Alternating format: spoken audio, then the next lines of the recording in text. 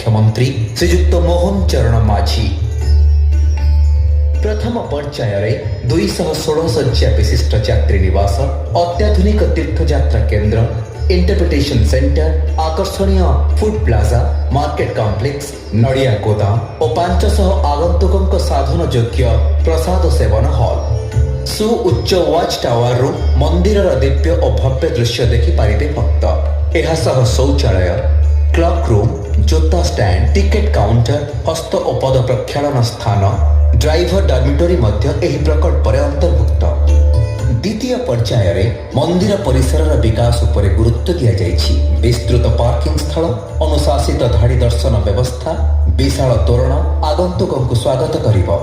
पाद चला पथ, सबुजतारे आच्छादित लैंडस्केपिंग, जल निष्कासन, बाह्य जल और विद्युत जोगाण, उज्जवल आलोकमाला, सूचना बोर्ड, आवर्जना प्रबंधन एवं अलौकिक लाइट एंड साउंड शो तीर्थयात्री को आध्यात्मिक अनुभव प्रदान करिब।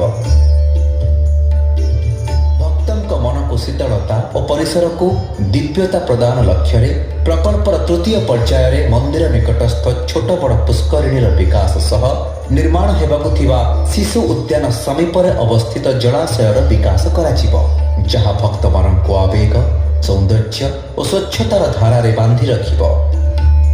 यात्रा सुगम हेले दर्शन सहज हो जाए, तेणु भक्तों पर सुरक्षित यातायात सुनिश्चित करने लक्ष्य सड़क विकासर सुविस्तृत नक्शा प्रस्तुत होई अछि।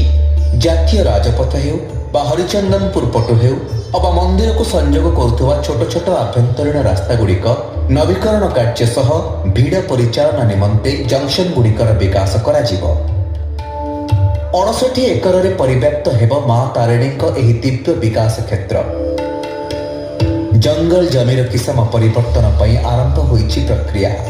पुनर्वास और थैथान व्यवस्था माध्यम जमी अधिग्रहण करने को प्रशासन को निर्देश दिया जाइछि।